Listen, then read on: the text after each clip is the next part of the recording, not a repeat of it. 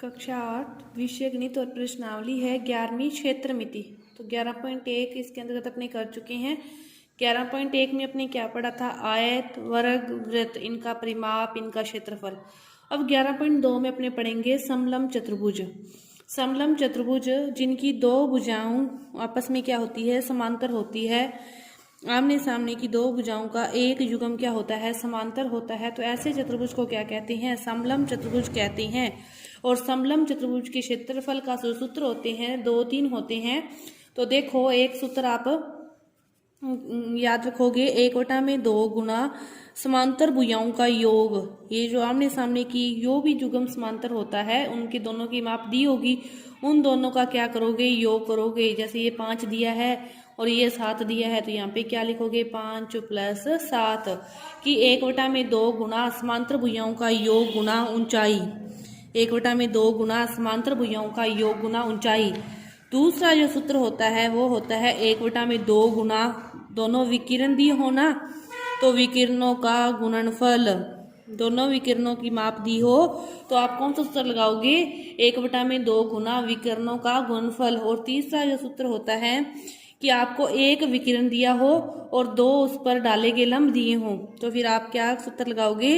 1/2 गुना विकिरण गुना विकिरणों पर डाले गए लंबों का योग। विकिरणों पर डाले गए लंबों का योग। 3 सूत्र हैं समलंब चतुर्भुज के क्षेत्रफल के।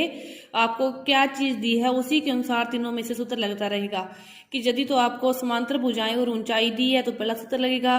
दोनों विकिरण दिए हैं तो फिर ये सूत्र लग जाएगा। एक विकिरण दिया है और बाकी विकिरण पर डाले गए लंबों का योग दिया है, तो आपके पास ये वाला सूत्र लग के आप क्षेत्रफल ज्ञात करोगे। तो अपने प्रश्नावली हल करते हैं। देखो, पहला क्वेश्चन क्या दिया है कि कोई भी एक मेज की आपको ऊपरी सतह दे रखी है और लिख रखा है कि ये 1 मीटर और 1.2 मीटर की ये भुजाएं क्या है? समांतर हैं और इनके बीच की लंब दूरी क्या है? 0.8 मीटर है। तो आपको क्या ज्ञात करना है? इनका क्षेत्रफल ज्ञात करना है। अब देखो, आपको क्या दिया है? 2 भुजाएं दी है, समांतर भुजाएं दी है और उनके बीच की ऊंचाई दी है, दूरी दी है। तो फिर आपको पहला सूत्र लगेगा 1/2 गुना समांतर भुजाओं का योग।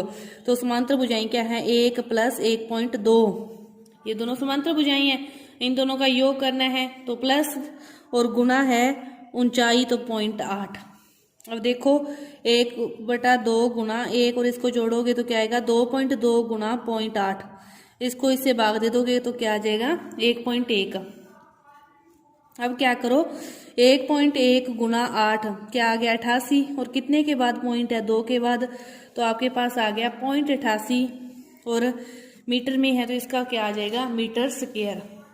क्षेत्रफल का मात्रक क्या होता है? वर्ग मीटर या फिर मीटर स्क्वायर। तो आपका है पहला क्वेश्चन। अब देखो, दूसरा क्वेश्चन क्या दे रखा है।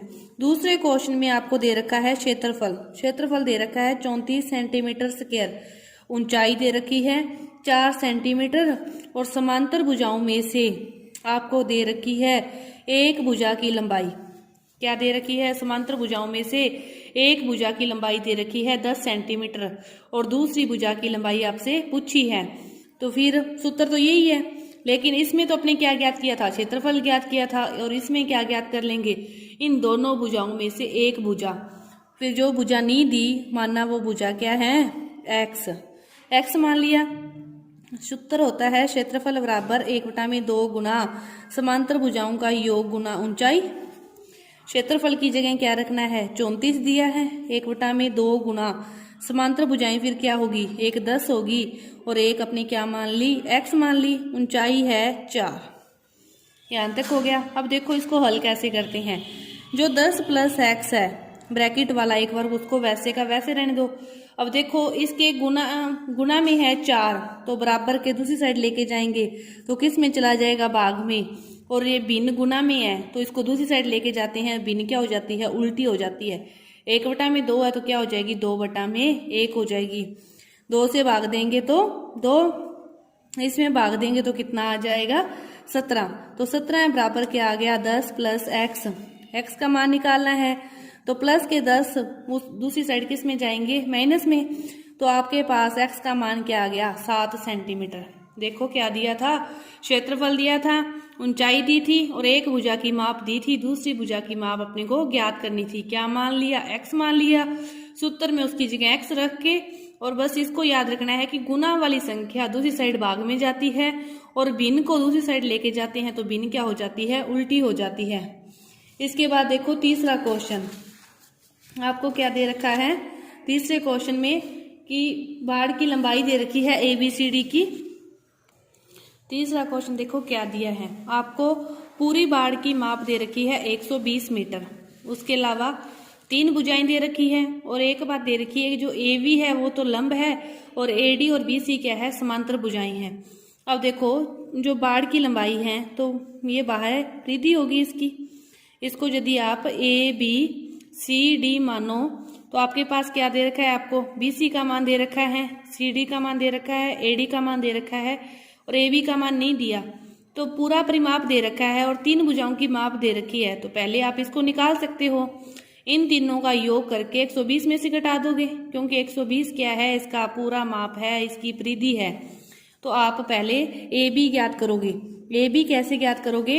120 में से आप इन तीनों का योग घटा दोगे। 48 प्लस 40 प्लस 17 तीनों का योग करोगे और 120 में से घटाओगे। तो 120 में से आप इसको घटाओगे तो आपके पास ये हो गया 88 और इसको योग करोगे तो आपके पास आ जाएगा 105। कितना आ गया? 105 और 120 में से 105 गए तो आपके पास, तो AB का मान आपके पास कितना आ गया? 15 मीटर। तो AB इसने क्या दिया है? AB दिया है लंब और AD और BC क्या है? समांतर भुजाएं। AD और BC क्या है? समांतर भुजाएं। तो आपको क्षेत्रफल ज्ञात करना है। उसके लिए सारे माप पता चल गए। 1/2 गुना समांतर भुजाएं फिर 48 प्लस 40 और गुना में लंब कितना है? 15 है। इसको हल करके आपके पास क्या आ जाएगा? क्षेत्रफल आ जाएगा। ये है आपके पास कौन सा क्वेश्चन? तीसरा क्वेश्चन। अब देखो चौथा क्वेश्चन। चौथे क्वेश्चन में क्या दिया है? विकिरण दे रखा है और विकिरण पर डाले गए लंबों के माप दे रखी है। तो इसका सूत्र क्या था?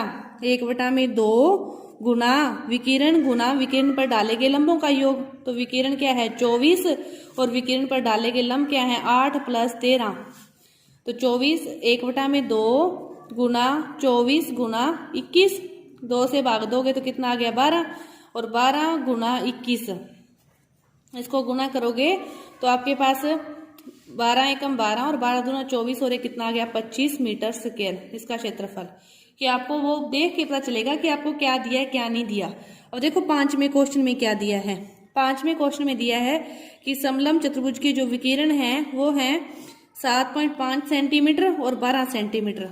अब क्या दे रखे हैं? दोनों विकिरण दे रखे हैं। इस ऊपर वाले क्वेश्चन में एक विकिरण दिया था और 2 क्या दिए थे? विकिरण पर डाले गए लंब दिए थे। अब क्या दे रखे हैं? दोनों विकिरण दे रखे हैं। अब आपको दोनों विकिरण दे रखे हैं तो इसका क्या होता है? 1/2 गुना विकिरणों का गुणनफल। तो 2 से गुना भाग दे दोगे तो 6 और 7.5 को आप क्या करोगे? 6 से गुना करोगे तो आपके पास कितना आ गया? 45 और सेंटीमीटर है तो सेंटीमीटर स्क्वायर, क्योंकि क्षेत्रफल का मात्रक क्या होता है? सेंटीमीटर स्क्वायर होता है। अब देखो जो है छठा क्वेश्चन वो क्या दे रखा है कि एक जिसकी भुजा क्षेत्रफल ज्ञात करना है। एक तो भुजा दे रखी है, एक तो समलंब चतुर्भुज की क्या दे रखी है? भुजा दे रखी है 6 सेंटीमीटर और एक दे रखा है शीर्ष लंब। एक दे रखा है शीर्ष लंब 4 सेंटीमीटर और एक विकिरण की लंबाई दे रखी है। एक विकिरण की लंबाई दे रखी है 8 सेंटीमीटर। अब देखो एक विकिरण की लंबाई है आपके पास 8 सेंटीमीटर। देखो आपको क्या दिया है? एक भुजा और एक शीर्ष लंब दे रखा है और एक विकिरण दे रखा है और आपसे पूछा है दूसरा विकिरण। तो विकिरण दूसरा निकालेंगे वो तो फिर किस सूत्र से निकालेंगे कि 1/2 गुना विकिरणों का गुणनफल। विकिरणों का गुणनफल इसमें ये किसके बराबर होता है? इसके क्षेत्रफल के। तो अपने को क्षेत्रफल पता होगा तो अपने इस सूत्र से दूसरा विकिरण निकालेंगे। अब क्षेत्रफल देखो आपको एक भुजा और एक शीर्ष लंब दे रखा है तो इन दोनों के गुणनफल से क्या आ जाएगा? क्षेत्रफल आ जाएगा। 6 चौके 24 सेंटीमीटर स्क्वायर। क्षेत्रफल क्या आ गया? 24 सेंटीमीटर स्क्वायर। अब 24 सेंटीमीटर स्क्वायर को इसके बराबर रखेंगे तो 1/2 गुना एक विकिरण है 8 और दूसरा विकिरण अपने क्या मान लिया? x मान लिया। x का मान निकालना है 24 है, 8 गुना में था 8 भाग में चला जाएगा, 2 भाग में था 2 गुना में चला जाएगा। 8 तिया 24, 3 दूनी 6, तो एक्स का मान क्या आ गया 6 सेंटीमीटर।